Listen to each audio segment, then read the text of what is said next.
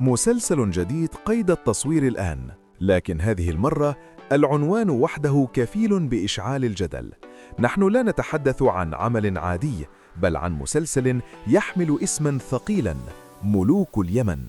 وقبل ما ندخل في التفاصيل، صلوا على النبي صلى الله عليه وسلم في التعليقات، واشتركوا في القناة دعماً لنا ليصلكم كل جديد أولاً بأول. وفي نهاية هذا الفيديو سنوضح لماذا يتوقع لهذا المسلسل أن يكون من أبرز الأعمال القادمة، فخليكم معنا للنهاية. مسلسل ملوك اليمن تم الإعلان عنه رسمياً، ويصور حالياً خارج اليمن، وتحديداً في سوريا، في خطوة لافتة تعكس حجم الإنتاج وطموح العمل. المسلسل سيعرض على شاشة قناة يمن شباب، وهو من إخراج المخرج السوري عبد القادر الأطرش، اسم معروف بأسلوبه البصري المختلف وإدارته الدقيقة للممثلين، ما يرفع سقف التوقعات من الآن. أما على مستوى التمثيل، فالعمل يجمع نخبة من الفنانين اليمنيين والسوريين في تجربة مشتركة تعد من أضخم التجارب الدرامية المنتظرة.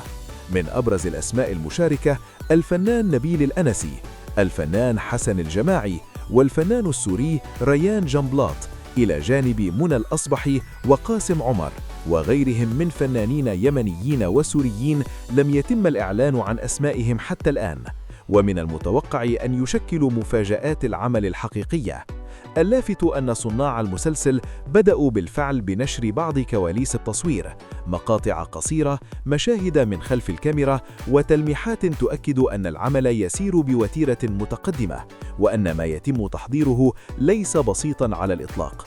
عنوان المسلسل وحده يفتح باب التساؤلات: هل نحن أمام عمل تاريخي، أم دراما سياسية، أم قصة رمزية تعكس واقعاً معاصراً بأسلوب مختلف؟